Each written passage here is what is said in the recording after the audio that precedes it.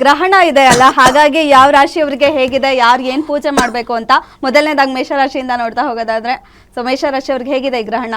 ನೋಡಿ, ಮೇಷರಾಶಿಯವರಿಗೆ ಭಾಳ ವಿಶೇಷವಾಗಿ 4ನೇ ಮನೆ ಅಧಿಪತಿ ಚಂದ್ರಗ್ರಹ, ತಾಯಿ ಸ್ಥಾನ ಸುಖ ಸ್ಥಾನಾಧಿಪತಿ, ಅವನು ರಾಹು ಜೊತೆ ಸೇರಿದ್ದಾನೆ. ನೀವು ಮೇಷರಾಶಿಯವರಿಗೆ ಮುಂಚೆಲೆ ರಾಶಿಯಾಧಿಪತಿ ಕುಜಗ್ರಹ ನಿಮಗೆ 6ನೇ ಮನೆಯಲ್ಲಿ ಶತ್ರು ಸ್ಥಾನದಲ್ಲಿದ್ದಾನೆ. ತುಂಬ ತೊಂದರೆಯನ್ನು ಅನುಭವಿಸ್ತಾರೆ. 100% ಸದಾನಂದ ಗೌಡರು ಅಶ್ವಿನಿ ನಕ್ಷತ್ರದಲ್ಲಿ ಹುಟ್ಟಿದ್ರು. ಖಂಡಿತಲ್ಲೂ ಕೂಡ ಅವ್ರಿಗೆ ಅಧಿಕಾರ ಕಳ್ಕೊಳತ್ತೆ ಅಂತ ನಾನು ಹೇಳಿದಾಗ ಎಲ್ಲರೂ ಶಾಕ್ ಆಗೋಗ್ಬಿಟ್ರು. ನಾನು ತಾರಾ ಮೇಡಮ್ ಅವ್ರಿಗೆ ಹೇಳಿದೆ, ಅಧಿಕಾರ ಕಳ್ಕೊತೀರಿ ಹೋಗಿ ನೋಡಿ ಆ ಟೈಮಲ್ಲಿ ಅಂತ. ಅದೇ ಥರ ಶನಿ ಕೂಡ 12ನೇ ಮನೆಯಿದ್ದಾನೆ. ನೀವು ಮಾಡಿಸ್ಕೋಬೇಕಾರಂಥ ಪೂಜೆ ಶನಿ ಟೆಂಪಲ್, ತಿರುನಲ್ಲಾರಲ್ಲಿರುವಂಥ ಶನಿ ಟೆಂಪಲಲ್ಲಿ ಅಭಿಷೇಕ ಮಾಡಿಸ್ಬೇಕಾಗತ್ತೆ. ಅದೇ ರೀತಿಯಲ್ಲಿ ಶನಿ ಶಾಂತಿ ಮಾಡಿಸ್ಬೇಕಾಗತ್ತೆ. ಅದೇ ರೀತಿಯಲ್ಲಿ ಮತ್ತು ಕುಜ ಶಾಂತಿನೂ ಕೂಡ ಮಾಡಿಸ್ಬೇಕಾಗತ್ತೆ. ನಿಮ್ಮ ಲೈಫಲ್ಲಿ ಹೋಗಿ 2 ಸರಿ ಅಭಿಷೇಕವನ್ನು ತಿರುಚೆಂದೂರು ಮುರುಗನಿಗೆ ಮತ್ತು ಇಲ್ಲಿ ಭಾಳ ವಿಶೇಷವಾಗಿ ತಿರುನಲ್ಲಾರು ಟೆಂಪಲಲ್ಲಿ ಹೋಗಿ ಅಭಿಷೇಕ ಮಾಡಿಸಿ ನಿಮ್ಮ ಜೀವನ ಪಾವನ ಆಗುತ್ತೆ. ಒಂದು ಸರಿ ರಾಹು ಟೆಂಪಲ್ಗೆ ಮತ್ತು ಚಂದ್ರನ ಟೆಂಪಲ್ಗೆ ಅಭಿಷೇಕ ಇಲ್ಲ ಪೂಜೆ ಮಾಡಿಸಿ. ನಮ್ಮಲ್ಲಿ ಬೇಕಾದರೆ ಹೋಮಕ್ಕೆ ಪೂಜೆಗೆ ಬರ್ಸಿ ನಾನು ಮುಂದಿನ ತಿಂಗಳಲ್ಲಿ ಒಂದು ಡೇಟಲ್ಲಿ ಇವೆಲ್ಲ ಹೋಮ ಮಾಡಿಸ್ತೀನಿ. ನೀವೆಲ್ಲ ಯಾರು ಬರ್ತೀರಾ ನೀವೆಲ್ಲರೂ ಕೂಡ ಫೋನ್ ಮಾಡ್ಬೋದು ಅಂತ ಹೇಳುತ್ತೆ. ನಿಮಗೆ ತಾಯಿನ ತುಂಬ ಜಾಪಾನ ನೋಡ್ಕೊಳ್ಳಿ. ಮತ್ತು ನಿಮಗೆ ಶತ್ರುಗಳು ಜಾಸ್ತಿ ಇರ್ತಾರೆ, ಕೆಲಸದಲ್ಲಿ ತುಂಬ ತೊಂದರೆಗಳಾಗುತ್ತೆ, ದಯವಿಟ್ಟು ಅರ್ಥ ಮಾಡ್ಕೊಳ್ಳಿ. ಮತ್ತು ಇದೇ ತಿಂಗಳಲ್ಲಿ ನಿಮಗೆ ಯಾರು ಚಾಡಿ ಹೇಳ್ತಾರೆ, ನಿಮಗೆ ಜಗಳಗಳಾಗುತ್ತೆ, ಇನ್ನೊಂದಾಗುತ್ತೆ, ಮತ್ತೊಂದಾಗುತ್ತೆ. ಇದನ್ನು ನಾನು ಹೇಳಿದಂಥ ಟೆಂಪಲ್ನ ನೀವು ದರ್ಶನ ಮಾಡಿ, ತುಂಬ ಒಳ್ಳೆಯದಾಗುತ್ತೆ. ನಿಮ್ಮ ಮನೆಯಲ್ಲಿ ಒಂದೇ ಒಂದು ಗುರುಗ್ರಹದ ಕಲ್ಲನ್ನು ಮನೇಲಿ ಇಟ್ಕೊಳ್ಳಿ, ನಿಮ್ಮ ಬೆಡ್ರೂಮಲ್ಲಿ ನಿಮ್ಮ ಪ್ರಾಬ್ಲಮ್ ಕ್ಲಿಯರ್ ಆಗುತ್ತೆ. ಓಕೆ ಗುರುಜಿ, ಮುಂದಿನ ರಾಶಿ ವೃಷಭ ರಾಶಿಯವರಿಗೆ. ವೃಷಭ ರಾಶಿಯವರಿಗೆ ತುಂಬ ಟೈಮ್ ಕೆಟ್ಟಿರೋದು, ಭಾಳ ವಿಶೇಷವಾಗಿ ಅರ್ಥ ಮಾಡ್ಕೊಳ್ಳಿ.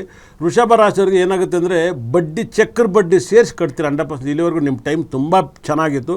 ಇನ್ನು ಮುಂದೆ ನಿಮಗೆ ಹೈಯೆಸ್ಟ್ ಬ್ಯಾಕ್ ಟೈಮ್ ಅಂದರೆ ನಿಮಗೆ ಹೆಚ್ಚು ಕಮ್ಮಿ ನಿಮಗೆ 1 ತಿಂಗಳು 2 ತಿಂಗಳು 3 ತಿಂಗಳು 4 ತಿಂಗಳು 5 ತಿಂಗಳು 6 ತಿಂಗಳು ನಿಮಗೆ ತುಂಬ ತೊಂದರೆ ಇದೆ. ಚಕ್ರ ಬಡ್ಡಿ ಸೇರಿಸಿ ಕಟ್ತೀರಿ. ಯಾಕಂದರೆ 3ನೇ ಮನೆ ಅಧಿಪತಿ ತಂಗಿ, ತಮ್ಮ, ಅಣ್ಣ ಇವ್ರ ಹತ್ರ ಎಲ್ಲ ಮಾತುಕತೆಯನ್ನು ಬಿಟ್ಟು ನೀವು ಜಗಳವನ್ನು ಆಡ್ತೀರಾ. ನಿಮ್ಮ ಲೈಫಲ್ಲಿ ಒಂದಲ್ಲ ಒಂದು ಸಮಸ್ಯೆಯನ್ನು ಬರುತ್ತೆ. ಯಾಕಂದರೆ ರಾಹು ಮತ್ತು ಚಂದ್ರ ಇಬ್ಬರು ಒಟ್ಟಿಗೆ ಸೇರ್ತಾರೆ. ಮತ್ತು 5ನೇ ಮನೆಯಲ್ಲಿ ಕುಜಗ್ರಹ ಇರ್ತಾನೆ. ಕುಜ ನಿಮ್ಮ ರಾಶಿಯನ್ನು ನೋಡ್ತಾನೆ. 8ನೇ ಮನೆ ಆಗಿ ಕುಜ 5ನೇವನಾಗಿ ಅವನು ನಿಮ್ಮ ರಾಶಿಗೆ ನೋಡೋದ್ರಿಂದ ನಿಮಗೆ ತುಂಬ ಅಪಾಯವನ್ನು ತಂದು ಕೊಡ್ತಾನೆ. 12ನೇ ಮನೆ ವ್ಯಯ ಸ್ಥಾನವನ್ನು ನೋಡ್ತಾನೆ, ಅದು ತುಂಬ ಅಪಾಯ ಆಗುತ್ತೆ. ಮತ್ತು ಮುಂದೆ ಇದೇ ತಿಂಗಳಲ್ಲಿ ತುಲಾರಾಶಿ ಬರ್ತಾನೆ, ಅವಾಗ ನಿಮ್ಮ ರಾಶಿ ನೋಡ್ತಾನೆ, ಇನ್ನೂ ತೊಂದರೆ ಆಗುತ್ತೆ. ಶನಿ ದೃಷ್ಟಿ ಇದೆ. ಖಂಡಿತ ಅಲ್ಲಿ ಕೂಡ ನೀವು ಮನೆ, ಮಠ, ಒಡವೆ, ವ್ಯಕ್ತಿತ್ವನೆಲ್ಲ ಕಳ್ಕೊತೀರ. ನೀವು ಬರ್ದಿರ್ಕೊಳ್ಳಿ.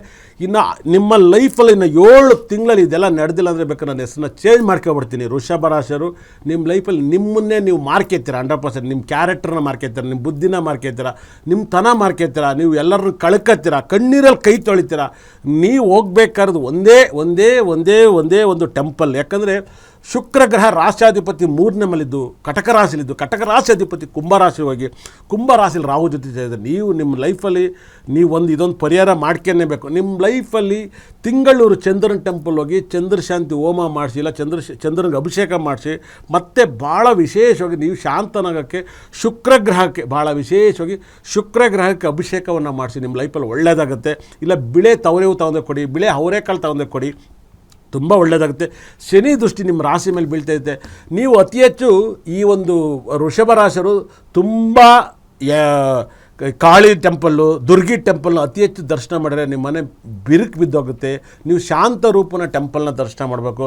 ಸುಮ್ಮನೆ ಏನಾಗುತ್ತೆ ಅಂದರೆ ಇತ್ತೀಚೆಗೆ ಈ ರಾಹುಗಾಲದಲ್ಲಿ ಹೋಗೋದು, ಅದು ಇನ್ನೂ ತತ್ವ ಜಾಸ್ತಿ ಆಗುತ್ತೆ. ಹೆಂಗೆ ಅಂದರೆ ಇನ್ನೂ ಜಾಸ್ತಿ ನಿಮ್ಮ ನೆಗೆಟಿವ್ ಆಗುತ್ತೆ. 100% ನೀವು ಹೋಗ್ಬೇಕಾದ್ರೆ ಟೆಂಪಲ್ ತಿರುನಲ್ಲಾರು ಶನೇಶ್ವರನ ಟೆಂಪಲ್ಗೆ ಮೂಲ ವಿಗ್ರಹಕ್ಕೆ ನೀವು ಹೋಗಿ ಅಭಿಷೇಕ ಮಾಡಿಸಿ, ಭಾಳ ಒಳ್ಳೆಯದಾಗುತ್ತೆ. ಮತ್ತು ವೈದ್ಯನಾಥೇಶ್ವರನ ಟೆಂಪಲ್, ಕುಜಿನ ಟೆಂಪಲ್ಗೆ ಹೋಗಿ ಫಸ್ಟ್ ಅಭಿಷೇಕ ಮಾಡಿಸಿ. ನಿಮಗೆ ಆಗುವಂಥ 7 ತಿಂಗಳಲ್ಲಿ ಆಗುವಂಥ ತೊಂದರೆಗಳು ಖಂಡಿತ ಕೂಡ ಕಮ್ಮಿ ಆಗುತ್ತೆ. ಒಂದು ಸರಿ ನಾನು ಹೇಳ್ತಿದ್ದೀನಿ, ರಾಹು ಜೊತೆಗೆ ಚಂದ್ರನು ಸೇರೋದ್ರಿಂದ ನೀವು ರಾಹು ಟೆಂಪಲಲ್ಲಿ ನೀವು ಅದರಲ್ಲೂ ಕೂಡ ಶನಿವಾರ ಸಹ ರಾಹು ಟೆಂಪಲಲ್ಲಿ ಅಭಿಷೇಕ ಮಾಡಿಸಿ, ನಿಮ್ಮ ಜೀವನ ಪಾವನ ಆಗುತ್ತೆ. ಶನಿವಾರ ಸಹ ನೀವು ಹೋಗಿ ರಾಹು ಟೆಂಪಲಲ್ಲಿ ಅಭಿಷೇಕ ಮಾಡಿಸಿ, ನಿಮ್ಮ ಪಾವನ ಆಗುತ್ತೆ. ಇದರಲ್ಲಿ ಯಾವುದಾದ್ರು ಒಂದಾರು ಮಾಡಿಸಿಲ್ಲ, ಎಲ್ಲವನ್ನೂ ಮಾಡಿಸಿ ಹೋದಾಗ ಮಾಡಿಸ್ಬಿಡ್ಬೋದು. ಖಂಡಿತ ಕೂಡ ಮೂಲ ವಿಗ್ರಹಕ್ಕೆ ಏನು ರಾಹು ಚಂದ್ರನ ನೋಡ್ತೀರೋ ನೀವು ಇದನ್ನು ಮಾಡಿಸಿ, ಖಂಡಿತ ಒಳ್ಳೆಯತ್ತೆ. ಇನ್ನು 6 ತಿಂಗಳಲ್ಲಿ ನಿಮ್ಮ ಮನೇಲಿ ವೃಷಭ ರಾಶಿಯಲ್ಲಿ ಆಕ್ಸಿಡೆಂಟು, ಅಪಘಾತ, ನಿಮ್ಮ ಅಕ್ಕ ತಂಗಿ, ಅಣ್ಣ ತಮ್ಮ, ದೊಡ್ಡಪ್ಪ ಚಿಕ್ಕಪ್ಪ, ಇಲ್ಲ ತಂದೆ ತಾಯಿ ಆರೋಗ್ಯ ಸಮಸ್ಯೆ ಬರುತ್ತೆ, ಇಲ್ವಾ ಆಘಾತ ಆಗುತ್ತೆ, ಡೆತ್ ಕೂಡ ಆಗ್ಬಿಡ್ತಾರೆ ಅಂತ ಹೇಳುತ್ತೆ. ನೀವು ಬರ್ದಿಟ್ಟು ಕೇಳಿ. ಇದೇ ಚಾನಲ್ 7 ತಿಂಗಳಲ್ಲಿ ಇರ್ತೀನಿ. ತುಂಬ ಯಾರು ಒಬ್ಬರು ವೃಷಭ ರಾಶಿಯವ್ರು ಫೋನ್ ಮಾಡ್ತಾರೆ, ಗುರುಜಿ ನೀವು ಗ್ರಾನು ಟೈಮಲ್ಲಿ ಹೇಳಿದ್ದು ನಮ್ಮ ಮನೇಲಿ ನಡೆದಿದ್ದೆ ಅಂತ ಫೋನ್ ಮಾಡ್ತಾರೆ. ಬರ್ದಿಟ್ಟು ಕೇಳಿ, ಆವಾಗ ನಿಮ್ಗೆ ಅರ್ಥ ಆಗುತ್ತೆ. ಇದು ನಾನು ಹೇಳ್ತಾ ಇರೋದಲ್ಲ, ನನ್ನೊಳಗಡೆ 9 ನಾವುಗಳು ತಾಂಡವಾಡ್ತಾ ಇದ್ದಾವೆ. ಅದರಲ್ಲಿ ನನ್ನ ವಾಗ್ದೇವಿ ಸರಸ್ವತಿ, ನನ್ನ ಬ್ರಹ್ಮ ನುಡಿಸ್ತಾ ಇದ್ದಾನೆ. ಇದು ಪಕ್ಕಾ ವೃಷಭ ರಾಶಿಯವ್ರಿಗೆ ಕೈ ಮೂತ್ ಕೇಳ್ತೀನಿ. ಚಕ್ರ ಬಡ್ಡಿ ಸೇರಿಸಿ ಕಟ್ತೀರ, ಬಡ್ಡಿ ಕಟ್ತೀರಿ. ಇಷ್ಟು ಸಹ ನಿಮ್ಮ ಟೈಮ್ ಸಖತ್ತಾಗಿತ್ತು, ರಾಜ್ಯ ಉಳಿತಾರ ಇತ್ತು ನಿಮ್ಮ ಜಾತಕ. ಇವಾಗ ನಿಮ್ಮ ಜಾತಕ ಕೆಂಗೇರಿ ಮೋರಿ ಥರ ಇರುತ್ತೆ 100%. ನೀವು ಬರ್ದಿಟ್ಟು ಕೇಳಿ, ಎಲ್ಲೋ ಜಾಗದಲ್ಲಿ ಸ್ನಾನ ಮಾಡ್ತಾನೆ, ಎಲ್ಲೋ ತೊಳ್ಕೊತಾನೆ, ಎಲ್ಲೋ ಉಯ್ತಾನೆ, ಅರಿಯೋದು ನಿಮ್ಮ ಮನೆ ಮುಂದೆ ನೀರು. ಬರ್ದಿಟ್ಟು ಕೇಳಿ, ನಿಮ್ಮ ನ್ಯಾಲ್ಗೆನ ನೀವು ಕರೆಕ್ಟಾಗಿ ಇಟ್ಕೊಂಡಿಲ್ಲ ಅಂದರೆ ಖಂಡಿತ ಕೂಡ ಅಡ್ಡಡ್ಡ ಉದ್ದ ನಿಮ್ಮ ಬ್ರೈನ್ ಒಡೆದೋಗ್ಬಿಡುತ್ತೆ. ಒಡೆದೋಗದೇ ಇರೋ ಥರ ನೋಡ್ಕೊಳ್ಳಿ. ಎಸ್, ಹೌದು, ಕೇಳೋಕ್ಕೇನೆ ಭಯ ಆಗ್ತಾ ಇದೆ ವೃಷಭ ರಾಶಿಯವರು ಎಷ್ಟು ತೊಂದರೆ ಅನುಭವಿಸ್ತಾ ಇದ್ದಾರೆ ಅಂತ. ಸೊ ಖಂಡಿತ ನೀವು ಹೇಳ್ದಂಥ ಪರಿಹಾರ ಮಾಡ್ಕೊಳ್ಳೇಬೇಕಾಗಿದೆ. ಇಷ್ಟು ಸಮಸ್ಯೆ ಅಂತ ಇದ್ಮೇಲೆ ಸೊ ಪರಿಹಾರ ಮಾಡ್ಕೊಳ್ಳೇಬೇಕಾಗಿದೆ ಅನ್ಬೋದು. ಗುರುಜಿ, ಮುಂದಿನ ರಾಶಿ ಮಿಥುನ ರಾಶಿಯವರಿಗೆ ಹೇಗಿದೆ? ಮಿಥುನ ರಾಶಿಯವ್ರಿಗಂತೂ ಭಾಳ ವೈಬ್ರೇಷನ್. ಮಿಥುನ ರಾಶಿಯಲ್ಲಿ ಏನಾಗುತ್ತೆ ಅಂದರೆ ಗುರು ರಾಶಿಲಿದ್ದಾನೆ, ನಿಮ್ಮ ಲೈಫಲ್ಲಿ ತುಂಬ ಚೆನ್ನಾಗಿರ್ತೀರ. ಆದರೂ ಕೂಡ ನಿಮಗೆ ರಾಹು ಜೊತೆಗೆ ಆರಿದ್ರ ನಕ್ಷತ್ರದಲ್ಲಿ ಇರುವಂಥ ನಕ್ಷತ್ರದವ್ರು ಮಾತ್ರ ಪರಿಹಾರ ಮಾಡ್ಕೊಳ್ಳಿ. ಆರಿದ್ರ ನಕ್ಷತ್ರ ಮತ್ತು ಭಾಳ ವಿಶೇಷವಾಗಿ ಚಂದ್ರನ ಜೊತೆ ಇರೋದ್ರಿಂದ ನೀವು ಒಂದು ಸರಿಗೆ ರಾಹು ಟೆಂಪಲ್ನ ಆರಾಧನೆ ಮಾಡಿ. ಮತ್ತು ದುರ್ಗಿ ಮದುವೆ ಮೀನಾಕ್ಷಿ ಅಮ್ಮಗೆ ಭಾಳ ವಿಶೇಷವಾಗಿ ಒಂದು ಹೂವನ್ನು ಕೊಟ್ಟು ಪೂಜೆ ಮಾಡಿಸಿ. ಆದರೆ ಇಲ್ಲ ನವಶಕ್ತಿ ಅರ್ಚನೆ, ಇಲ್ಲ ನವದುರ್ಗಿ ಅರ್ಚನೆ ಮದುವೆ ಮೀನಾಕ್ಷಿಗೆ ಮಾಡಿಸಿ, ನಿಮ್ಮ ಜೀವನ ಪಾವನ ಆಗುತ್ತೆ. ಅದರಲ್ಲೂ ಕೂಡ ಕುಟುಂಬ ಸಮೇತವಾಗಿ, ಯಾಕಂದರೆ ಅದೊಂದು ಟಿಕೆಟಿಗೆ ಕುಟುಂಬ ಸಮೇತ ಬಿಡ್ತಾರೆ. 20 ನಿಮಿಷ ನಿಮ್ಮ ದೇವ್ರ ಮುಂದೆ ನಿಲ್ಲಿಸಿ ಅರ್ಚನೆ ಮಾಡ್ತಾರೆ. ಎಷ್ಟೇ ರಶ್ ಇದ್ದರೂ ಕೂಡ ಈ ಟಿಕೆಟಿಗೆ ಗೌರವ ಕೊಡ್ತಾರೆ, ಬೆಲೆ ಕೊಡ್ತಾರೆ. ನವದುರ್ಗಿ ಅರ್ಚನೆ ಮಾಡಿಸಿ, ಭಾಳ ಪವರ್ಫುಲ್ಲು ಮದುವೆ ಮೀನಾಕ್ಷಿ. ಯಾಕಂದರೆ ಮದುವೆ ಮೀನಾಕ್ಷಿ ಬುಧನ ಕ್ಷೇತ್ರ ಆಗುತ್ತೆ, ಬುಧನ ರಾಶಿ ಆಗುತ್ತೆ. ಹಾಗಾಗಿ ಸಖತ್ ವೈಬ್ರೇಷನ್. ಅದರಲ್ಲೂ ಕೂಡ ನೀವು ಸುಂದರೇಶ್ವರನ ಹೋಗಿ ದರ್ಶನ ಮಾಡಿಬಿಟ್ರೆ ಬೆಳಗ್ಗೆ 6:00 ಅಭಿಷೇಕ ಇರುತ್ತೆ. 1200 ರೂಪಾಯಿ ಒಂದು ಟಿಕೆಟು ಮೇಡಮ್ ಅವರೇ. ಹೋಗಿ ಟಿಕೆಟ್ ತಗೊಂಡು ಕೂತ್ಕೊಳ್ಳಿ. ಒಳಗಡೆ ಹೆಂಗಿರುತ್ತೆ ಗೊತ್ತಾ, ಸ್ವರ್ಗಕ್ಕೆ ಹೋದಂಗಿರುತ್ತೆ. ನಾನು ನೆನ್ನೆ ಹೋಗ್ತೀನಿ, ಏಕಾಂತ ಸೇವೆ, ನನ್ನ ಬಿಟ್ಟರೆ ಯಾರೂ ಇಲ್ಲ. ಹಬ್ಬ ನಾನು ಪುರೋಹಿತರಿಗೆ ಹೇಳಿದ್ದೀನಿ, ನಾನು ಬಂದು ಕುತ್ಕೊತೀನಿ ಅಂದೆ. ಅಶೋಕ್ ಸರ್ ಒಳ್ಳೆ ಒಂದು ಉಕ್ಕಂದ್ರು ಅಂದ್ರೆ, ಬರ್ರಿ ಕುತ್ಕೊಳ್ಳಿ ಅಂದರು. ಏನು ಕೈ ಮುಗಿತೀನಿ ಗೊತ್ತಾ, ಭಾಳ ದೊಡ್ಡ ವೈಬ್ರೇಷನ್, ಸಿಕ್ಕಾಬಟ್ಟೆ ದೊಡ್ಡ ವೈಬ್ರೇಷನ್. ನಾನು ಹೇಳಿದೆ, ನಾನು ಒಬ್ಬ ಪುರೋಹಿತರು ಒಂದು ಸ್ವೀಟ್ ಅಂಗಡಿಗೆ ಹೋಗ್ಬಿಟ್ಟು ಸ್ವೀಟ್ ತಿನ್ನೋಣಂತ ಇದ್ದೆ. ಮೀನಾಕ್ಷಿ ಟೆಂಪಲ್ ದರ್ಶನ ಮಾಡಿ ಸುಂದರೇಶ್ವರನ ಹತ್ರ ಬರ್ತಾಯಿದ್ದೀನಿ. ಯಾರೋ ಲಾಡು ತಗೊಬಂದು ಕೊಟ್ಟರು. ಆವಾಗ ಅವ್ರು ಪುರೋಹಿತ ಹೇಳಿ, ನೋಡಿ ಸ್ವೀಟು ಶುಕ್ರಗ್ರಹ, ಯೆಲ್ಲೋ ಕಲರ್ ಲಾಡು ಗುರುಗ್ರಹ, ನಿಮ್ಗೆ ಗುರು ಶುಕ್ರ ಅನುಗ್ರಹ ಇಲ್ಲೇ ಆಯ್ತು. ಗೇಟ್ ಮುಂದೆ ಯಾರೋ ದೇವಸ್ಥಾನದಲ್ಲಿ ಇರೋರು ತಂದುಕೊಟ್ಟವ್ರು ನನ್ನ ಗೌರವಕ್ಕೆ. ಒಂದು 6 ಲಾಡೇನೋ ತಂದುಕೊಟ್ರು. ಒಂದು ತಿನ್ಕೊಬಿಟ್ಟು ಹಂಗೆ ತುಂಬಕ್ಕೆ ಒಂದು ಮನೆಗೆ ತಗೊಬಂದು ಇಡ್ತೆ. 100% ಯಾರೆಲ್ಲ ಮಿಥುನ ರಾಶಿಯವರು ಮದುವೆ ಮೀನಾಕ್ಷಿ ಅಮ್ಮನ ದರ್ಶನ ಮಾಡಿ ನಿಮ್ಮ ಜೀವನ ಪಾವನ ಆಗುತ್ತೆ. ಓಕೆ ಗುರುಜಿ, ಮುಂದಿನ ರಾಶಿ ಕಟಕ ರಾಶಿ. ಕಟಕ ರಾಶಿಯವ್ರಿಗೆ ಹೇಳೋಕ್ಕೆ ಭಯ ಆಗುತ್ತೆ. ಯಾಕಂದರೆ ಅಷ್ಟೊಂದು ಕೆಟ್ಟದಾಗಿದೆಯಾ ಏನಂತ.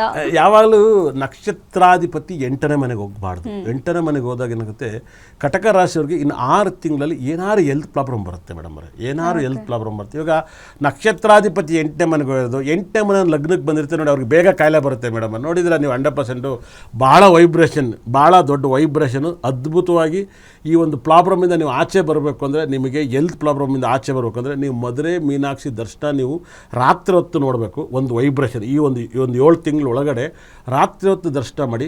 ತಿರುಪತಿನ ರಾತ್ರಿ ಹೊತ್ತು ದರ್ಶನ ಮಾಡಿ. ಪೌರ್ಣಮಿ ದಿವಸ ದರ್ಶನ ಮಾಡಿ, ಇಲ್ಲ ಮದುವೆನಾರು ಮಾಡಿ, ಇಲ್ಲ ತಿರುಪತಿ ದರ್ಶನ ಮಾಡಿ. ಅದಾದಮೇಲೆ ತಿಂಗಳೂರು ಚಂದ್ರನಿಗೆ ಯಾವತ್ತಾರು ರೋಹಿಣಿ ಹಸ್ತ ಶ್ರವಣ ನಕ್ಷತ್ರ ಹುಟ್ಟಿದವ್ರಿಗೆ ಇದೆಲ್ಲರಿಗೂ ಹೇಳ್ತಾ ಇದ್ದೀವಿ, ದಯವಿಟ್ಟು ಹೋಗಿ ಚಂದ್ರನ ಟೆಂಪಲ್ ಒಂದು ಅಭಿಷೇಕ ಮಾಡಿಸಿ. ನಿಮ್ಮ ಶಕ್ತಿ ಇದ್ದರೆ ಹೋಮ ಮಾಡಿಸಿ.